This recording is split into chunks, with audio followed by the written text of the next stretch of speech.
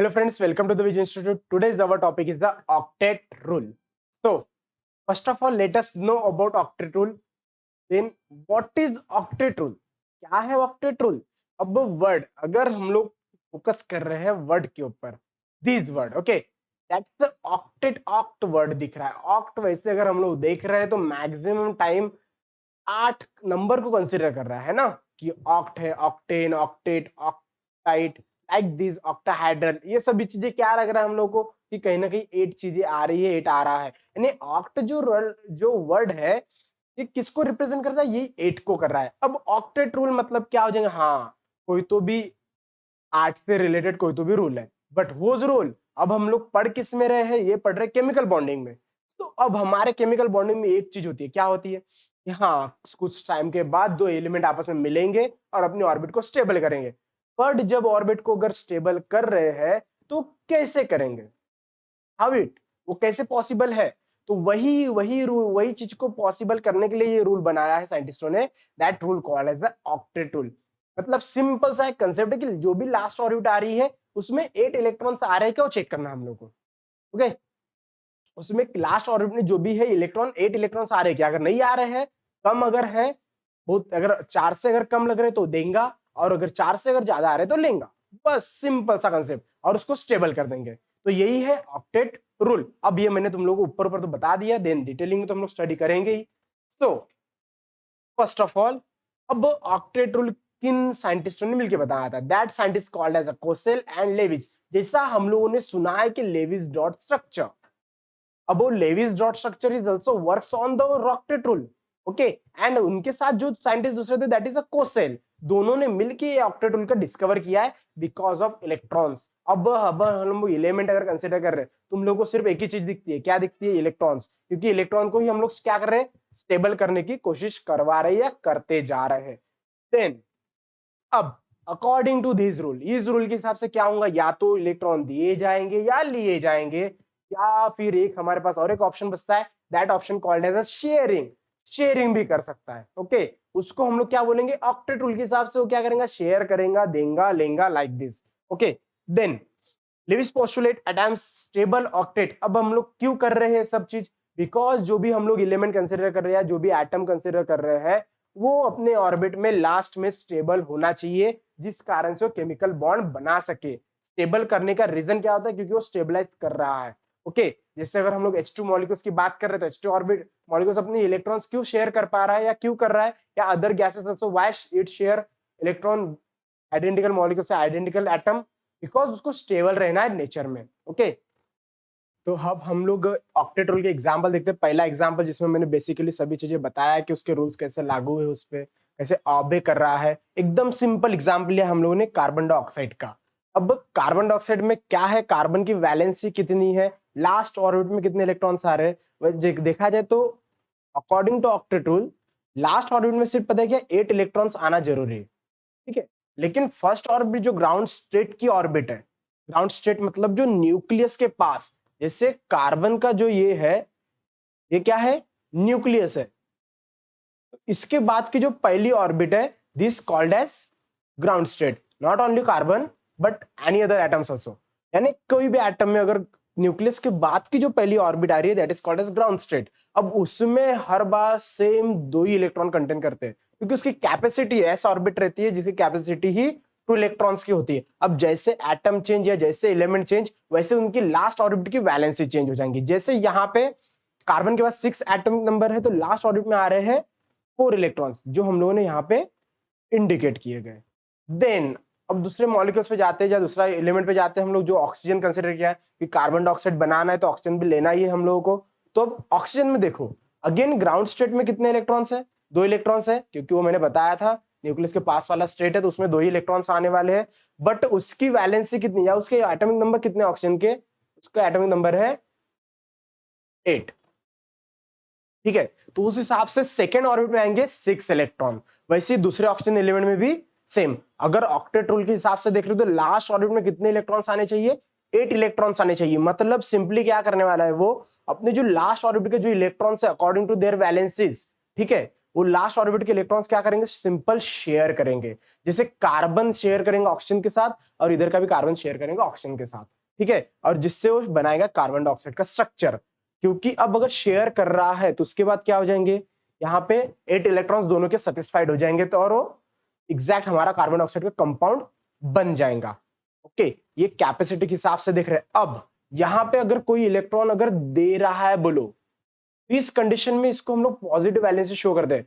वैसे कार्बन जो है वो शेयर कर रहा है, इसलिए वहां पे पॉजिटिव और नेगेटिव दोनों वैलेंसी रहती है, that is a neutral valency, that is 4, ठीक है। बट ऑक्सीजन तो ले रहा है ना हर बार, क्योंकि उसके पास तो कम इलेक्ट्रॉन लग रहे हैं उसको, तो इसके पास क्या रहेंगी, that is negative valency 2, okay. और शेयर कर रहे हैं इसलिए यहाँ पे पॉजिटिव और नेगेटिव चार्ज देने की जरूरत नहीं पड़ने वाली। जब पूरा गेनिंग और लॉस हो रहा है तभी किया जाएगा, शेयरिंग में कोई चार्जेस देने की जरूरत नहीं पड़ती। सो अब कैसे शेयर किया जा रहा है हम लोगों ने यहाँ पे दिख रहा है, देखो यहाँ पे जो रेड कलर से इंडिकेट किया गया है, दीज इलेक्ट्रॉन शोज, ये बता रहे कि ये शेयरिंग करी। अब बराबर ऑक्टेट रूल के हिसाब से देखो, लास्ट ऑर्बिट में अगर हम लोग कार्बन अगर देख रहे हैं तो यहाँ पे कितने इलेक्ट्रॉन्स आ रहे हैं, 8 इलेक्ट्रॉन्स आ रहे हैं, पहले ऑर्बिट 2 और फिर शेयरिंग वाले इधर के 4 और इधर के 4, दैट इज टोटल 8। वैसे अगर ऑक्सीजन को अगर कंपेयर कर रहे हैं तो ऑक्सीजन में भी क्या दिख रहा है कि लास्ट ऑर्बिट में 8 इलेक्ट्रॉन्स आ रहे हैं, ये 6, ये 4 इधर के, और जो शेयरिंग वाले वो 4, ऐसे टोटल मिला के हो रहे हैं 8, इधर का भी ऑक्सीजन, और ये फॉर्म कर रहा है कार्बन डाइऑक्साइड का स्ट्रक्चर, और इसी से ये लेविस डॉट स्ट्रक्चर भी फॉर्म करता है। यही जो इलेक्ट्रॉन्स है ये बॉन्ड बनाते हैं और ये स्ट्रक्चर बनता है इस हिसाब से, that is a CO2 structure, okay, double bonded structure. ये हम लोग देखेंगे आगे के इसमें, बट ये इस हिसाब से बनता है और ये तैयार होता है कार्बन डाइऑक्साइड का मॉलिक्यूल, ओके। सो फ्रेंड्स, हम लोग ऑक्टेट रूल के एग्जांपल देखने वाले with exception cases. Exception cases क्या होती है, जिसमें रूल्स फॉलो नहीं कर रहे, यानी जो रूल दिए हैं कुछ एग्जाम्पल बोलो जो फॉलो नहीं कर रहे वो रूल्स, ओके। जैसे कि अब यहाँ पे हम लोगों ने पहले एग्जाम्पल देखेंगे जो फॉलो कर रहे हैं, देन जो फॉलो नहीं कर रहे वो देखने वाले हम लोग। तो पहला एग्जाम्पल है हमारे पास सोडियम क्लोराइड। अब अगर हम लोग सोडियम क्लोराइड, वैसे सोडियम क्लोराइड का एग्जाम्पल हम लोगों ने बहुत बार देखा है, तो हम लोग को मैक्सिमम उसकी गेसिंग आ चुकी थी क्या है करके। अब जैसे कि यहाँ पे हम लोग को दिख रहा है सोडियम का एटॉमिक नंबर कितना है, 11, और इसकी जो इलेक्ट्रॉनिक कॉन्फ़िगरेशन है वो कैसा है, 2,8,1, दैट इज लास्ट ऑर्बिट में कितना है, 1 इलेक्ट्रॉन शो कर रहा है, ओके। मतलब इसकी वैलेंसी क्या होंगी, जो मैंने प्रीवियस लेक्चर्स में या वैलेंसी वाले लेक्चर में बताया है कि वैलेंसी क्या है, तो उस हिसाब से यहाँ पे वैलेंसी कितनी है, 1। बट एक कौन सी वैलेंसी है, whose valency, that is the +1। +1 हम लोग कब बोलते हैं, या पॉजिटिव नंबर कब लगा रहे हैं वैलेंसी के आगे, जब वो डोनेट करने वाला इलेक्ट्रॉन, कोई भी एलिमेंट अगर इलेक्ट्रॉन डोनेट कर रहा है तो हम लोग उसके ऊपर लगाते हैं positive, that is the positive charge, या फिर बोलो कटायन बोल सकते हैं हम लोग उसको। देन अब उसके ही अपोज में जो दूसरा है that is the chlorine molecule. अब ये क्या है, इसका एटॉमिक नंबर कितना है, 17, और इलेक्ट्रॉन कॉन्फ़िगरेशन कितना दिखा रहा है, 2,8,7। According to octet rule last orbit में हमारे पास कितने होने चाहिए, सॉरी एलिमेंट के पास कितने होने चाहिए, 8 इलेक्ट्रॉन्स होने चाहिए। बट यहां पे वैसा हो रहा है क्या, नहीं, यानी सोडियम के पास एक एक्स्ट्रा का इलेक्ट्रॉन है और क्लोरीन के पास एक इलेक्ट्रॉन कम है। तो यहाँ पे ये क्या करने वाला है, इसके पास जो एक्स्ट्रा इलेक्ट्रॉन है ये क्लोरीन क्या करने वाला है, एक्सेप्ट करेगा। अब इसको एक इलेक्ट्रॉन लग रहा है, मतलब इसकी वैलेंसी 1, मैंने वैलेंसी वाले लेक्चर में बताया, अभी थोड़ी देर पहले बोला है मैंने। देन लेकिन इसके पास लग रहा है इसलिए इसके पास रहेंगी -1। अगर कोई भी एलिमेंट अगर इलेक्ट्रॉन ले रहा है तो वो माइनस चार्ज शो करता है, दैट इज अनायन, यानी वो माइनस या नेगेटिव चार्ज कंडक्ट कर रहा है या बता रहा है। तो अब ये क्या करने वाला है, दोनों एलिमेंट खुद को स्टेबल करने के लिए सोडियम एक इलेक्ट्रॉन देगा और क्लोरीन एक इलेक्ट्रॉन लेगा। मतलब these two elements are stable in that या स्टेबल इन देयर ऑर्बिट्स, और वो हम लोगों ने यहाँ पे ड्रॉ करके दिया है। मतलब जब ऐसा कर रहा है, मतलब सोडियम अपना एक इलेक्ट्रॉन क्लोरीन को दे रहा है, तो वहां पे परफॉर्म करेगा वो सोडियम क्लोराइड, मतलब ये नया कंपाउंड फॉर्म कर रहा है, got it, that is the sodium chloride. जब ये कब होगा, जब सोडियम अपना एक इलेक्ट्रॉन देगा एंड क्लोरीन एक इलेक्ट्रॉन एक्सेप्ट करेगा तब। ये हो गया सोडियम क्लोराइड का एग्जांपल। देन एक और एग्जांपल ले लेते हैं हम लोग, दैट इज लिथियम फ्लोराइड। अब लिथियम का एटॉमिक नंबर कितना है, इसका एटॉमिक नंबर है 3 और इसका इलेक्ट्रॉनिक कॉन्फ़िगरेशन क्या रहने वाला है, 2,1। And again fluorine, what is a fluorine? Fluorine का एटॉमिक नंबर कितना है? इसका एटॉमिक नंबर है 9 और इसका इलेक्ट्रॉन कॉन्फ़िगरेशन कितना है? इसका इलेक्ट्रॉन कॉन्फ़िगरेशन है 2,7। अगेन सेम एक्ट हो रहा है, जैसे सोडियम एक इलेक्ट्रॉन दे सकता था वैसे लिथियम भी एक इलेक्ट्रॉन दे सकता है, और फ्लोरीन जैसा वहां पे क्लोरीन एक इलेक्ट्रॉन ले सकता था वैसे यहाँ पे फ्लोरीन भी एक इलेक्ट्रॉन ले सकता है। मतलब यहाँ पे भी सेम कंडीशंस आ रही है, ये +1 वैलेंस शो कर रहा है, ये -1 वैलेंस शो कर रहा है। मतलब क्या होगा, लास्ट ऑर्बिट जो एक्स्ट्रा का इलेक्ट्रॉन है वो लिथियम ट्रांसफर करेगा फ्लोरीन के तरफ और वो फॉर्म करेगा लिथियम फ्लोराइड। और यहाँ पे देखो, यहाँ पे इंडिकेट किया गया अलग कलर से इलेक्ट्रॉन्स को मैंने।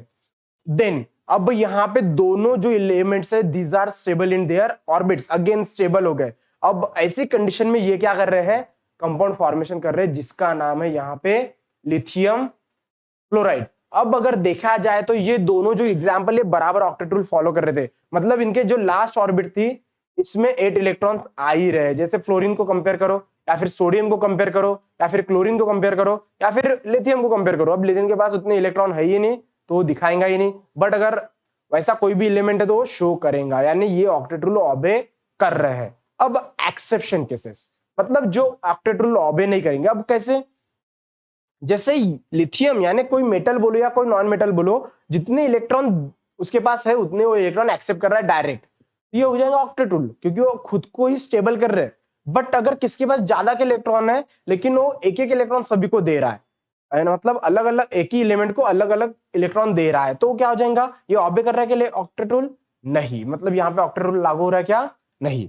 सो उसका पहला हम लोग एक्सेप्शन कैसे देखेंगे, that is beryllium and chlorine. अब यहां पे अगर हम लोग बेरिलियम को ऑब्जर्व करते हैं तो इसका एटॉमिक नंबर कितना है? 4 और उसका इलेक्ट्रॉन कॉन्फ़िगरेशन क्या रहेगा? 2,2। सेम क्लोरीन का तो अभी हम लोगों ने देखा है, दैट इज इसके लास्ट ऑर्बिट में क्या आने वाला है? 1 इलेक्ट्रॉन लगेगा एंड अगेन 1 इलेक्ट्रॉन। अब ये क्या कर रहा है? बेरिलियम अपना एक एक इलेक्ट्रॉन एक एक क्लोरीन एटम को दे रहा है, ठीक है। अगेन बेरिलियम एटम क्या कर रहा है? एक एक इलेक्ट्रॉन अपना क्लोरीन को दे रहा है और उस हिसाब से ये क्या कर रहा है? एक नया कंपाउंड फॉर्म कर रहा है, दैट इज BeCl2। अब ये ऑबे कर रहा है क्या रूल? नहीं, बट दोनों स्टेबल हो गया अगेन, तो इस हिसाब से अगर नहीं भी हो रहा है तो एक एक इलेक्ट्रॉन वो दे सकता है। ओके, ऑक्टेट रूल में ये बताया नहीं गया था, बट फिर भी ये एक्सेप्शन केसेस में है तो हम लोग को ये बता देखना है।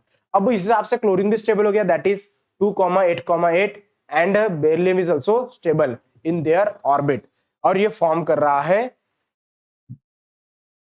बेरिलियम 2 क्लोरीन इसलिए डाइक्लोराइड, गॉट इट, यानी ये फॉर्मेशन कर रहा है। अगेन एक exception cases, that is BCl3 boron trichloride. अब यहां पे बोरॉन के एटॉमिक नंबर कितने हैं? 5। अब ये क्या कर रहा है? इसका अगर इलेक्ट्रॉन कॉन्फ़िगरेशन देख रहे हो तो 2,3। इसकी जो लास्ट ऑर्बिट है इसमें कितने? 3 इलेक्ट्रॉन्स है, बट क्लोरीन तो एक्सेप्ट एक ही इलेक्ट्रॉन करेगा, तो क्या करेगा? अपना एक एक इलेक्ट्रॉन एक एक क्लोरीन एटम को देने वाला है, जैसे बेरिलियम ने किया था। अगेन ऑक्टेट रूल ऑबे नहीं हो रहा है, फिर भी कंपाउंड फॉर्मेशन हो रहा है। सो हम लोगों ने देखा इसके फिर आगे ये फॉर्मेशन करा BCl3, मतलब बोरॉन ने क्या किया? अपनी जो लास्ट ऑर्बिट में उसकी जो वैलेंसी थी उस हिसाब से उसने एक एक इलेक्ट्रॉन एक एक क्लोरीन एटम को दिया है और फॉर्म किया है बोरॉन ट्राइक्लोराइड, गॉट इट। इसकी जो लास्ट ऑर्बिट थी उसमें एक एक इलेक्ट्रॉन ट्रांसफर किया गया है, यहाँ पे अलग कलर से डिनोट भी किया है। तो यहाँ पे हमारे 2 एक्सेप्शन केसेस देखे हम लोगों ने, जिसमें अगर 2 इलेक्ट्रॉन ज्यादा के हैं तो उसने एक एक इलेक्ट्रॉन दिया है, सेम 3 इलेक्ट्रॉन है तो एक एक इलेक्ट्रॉन दिया है। तो यहाँ पे हमारे विद एक्सेप्शन केसेस एग्जाम्पल खत्म होते हैं। अब कुछ फैक्ट्स जो रिलेटेड है ऑक्टेट रूल से या केमिकल बॉन्डिंग से रिलेटेड है, जो क्वेश्चन ने बताया, दैट रूल्स। अब हाईली इलेक्ट्रोनेगेटिव एटम्स कौन से? Halogen. Maximum time halogens are accept electrons and जो देते हैं वो कौन से? Highly electropositive alkali metals. अब ये इनकी पोजीशंस कहां है पीरियोडिक टेबल में? अल्कली मेटल्स की बात करें तो फर्स्ट ग्रुप एंड इनकी बात करें तो group number 15। Okay, group number 15 sorry group number 17, not a group number 15. These are metalloids. Okay, then the formation of negative ion form halogen atom and positive ion form alkali metal atom associate with the gain. और अब ये क्या हो रहा है? इसमें दिख क्या रहा है? जो इलेक्ट्रॉन पॉजिटिव या इलेक्ट्रो पॉजिटिव है वो क्या करता है? इलेक्ट्रॉन देता है, इलेक्ट्रॉन नेगेटिव एक्सेप्ट करता है, जो हर बार के जैसा होता है। इसलिए जो इलेक्ट्रॉन नेगेटिव एटम्स होते हैं उनके ऊपर क्या होते हैं? उनके ऊपर नेगेटिव चार्जेस दिखते हैं। और वही अगर हम लोग दूसरे लेयर है तो उनके ऊपर पॉजिटिव चार्जेस। ओके, यानी अल्कली जो मेटल्स है उसमें पॉजिटिव चार्जेस और हाइड्रोजन एटम के ऊपर negative charges. Then the negative atom and positive atom form the attain stability noble gas electron configuration. उस हिसाब से हम लोग क्या करें, उसके इलेक्ट्रॉन कॉन्फिगरेशन नोबल गैस के फॉर्म में लिखते हैं, with the exception helium which has a doublet of electrons. Helium को छोड़ के, क्यों? क्योंकि हीलियम डुबलेट रहता है, सिर्फ उसमें 2 इलेक्ट्रॉन्स रहते हैं। How particularly stable outer shell, जैसा मैंने बताया था कि आउटर इलेक्ट्रॉन को जितने लग रहे हैं उस हिसाब से वो ऑक्टेट यानी 8 इलेक्ट्रॉन को मैनेज करेगा या देगा या लेगा। सिर्फ लास्ट ऑर्बिट में 8 इलेक्ट्रॉन देखना चाहिए या फिर शेयर करेगा, जैसे यहाँ पे दिख रहा है। Okay, the negative and positive ions are stabilized by electrostatic attraction। अब ये किस कारण से स्टेबल हो रहे हैं? जब नेगेटिव और पॉजिटिव के बीच में लेन देन होता है, गिव एंड टेक वाली रिएक्शन होती है, that's called as the electrostatic force of attraction, जो हम लोग केमिकल बॉन्ड में पढ़ने वाले हैं। अब लिमिटेशन, पहला कोवैलेंट कंपाउंड बी का जो कोवैलेंट कंपाउंड होते हैं वो फॉर्मेशन में थोड़ा सा दिक्कत जाती है ऑक्टेट रूल के हिसाब से। ओके, बिकॉज ऑफ, अब अगर हम लोग कंसिडर करें तो बी का कितना दिख रहा है हम लोगों को, एटॉमिक नंबर 4। तो ये इसमें थोड़ा सा आता है कि वो 2 मॉलिक्यूल्स बनाएगा लाइक दिस। और covalent compound third A group, yes, जो थर्ड ए ग्रुप है उसमें भी सेम कंसेप्ट चलते जाएंगे, या उस कारण से हो रहा है बोलो कि ज्यादा इलेक्ट्रॉन से तो एक न बनाते हुए वो क्या करेगा, 2 मॉलिक्यूल्स के साथ स्टेबलाइज करने की कोशिश करेगा। Then species which contain N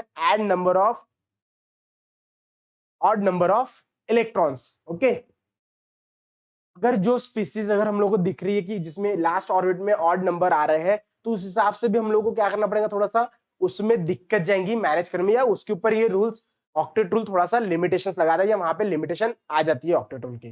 then species in which the central element must have the share of more than 8 valence electron to accommodated all the substituents. क्या बोला गया है यहाँ पे, अगर सेंट्रल एलिमेंट अगर 8 वैलेंसी के ऊपर अगर जा रहा है तो इलेक्ट्रॉन्स मैनेज नहीं कर पाएंगे, और वहां पे अगेन इसकी क्या आ जाएंगी, लिमिटेशंस आ जाएंगी। Then compounds of the D and F transition element. F, अगर हम लोग डी एंड एफ अगर देखते हैं ट्रांजिशन मेटल्स के जो वहां पे एलिमेंट्स है, उसमें भी ये लिमिटेशन शो करेगा। मतलब पूरा ऑक्टेट रूल में थोड़ा सा ये होगा कि इलेक्ट्रॉन्स देना कैसे और लेना कैसे, लाइक दिस। ओके, तो यहाँ पे लिमिटेशन के साथ हमारा ऑक्टेट रूल फिनिश होता है, जो यहाँ पे लिमिटेशंस दी है, फिर उसके रूल्स जिस हिसाब से वो एक्ट हो रहा है। सिंपली ये कि याद रखना कि लास्ट ऑर्बिट में क्या हो रहे हैं, लास्ट ऑर्बिट में 8 इलेक्ट्रॉन साथ में आने चाहिए, फिर वो दे के आए या लेके आए या फिर शेयरिंग करके हो, that's called as octet rule. यहाँ पे हमारा ऑक्टेट रूल का टॉपिक फिनिश होता है। मिलते हैं नेक्स्ट लेक्चर में।